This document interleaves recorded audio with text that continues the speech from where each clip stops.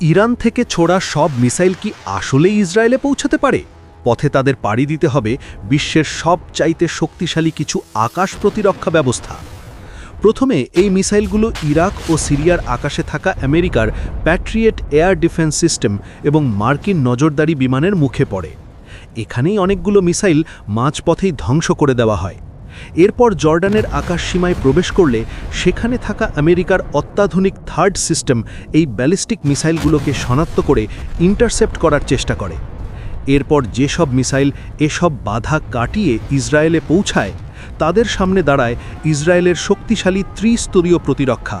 প্রথমে আয়রন ডোম, এরপর David sling এবং সবশেষে অ্যারো 2 ও 3 সিস্টেম। তবে মজার ব্যাপার হলো, যুদ্ধের শুরুতেই ইরান এগুলোর অধিকাংশই ধ্বংস করতে সক্ষম হয়েছে। এখন ইরানের ছোড়া অধিকাংশ মিসাইলই ইসরায়েলে হিট করে। যুদ্ধের এই খেলায় শেষ পর্যন্ত জয় কার হবে? আপনার কি মনে হয়? কমেন্টে জানান এবং সাবস্ক্রাইব করুন।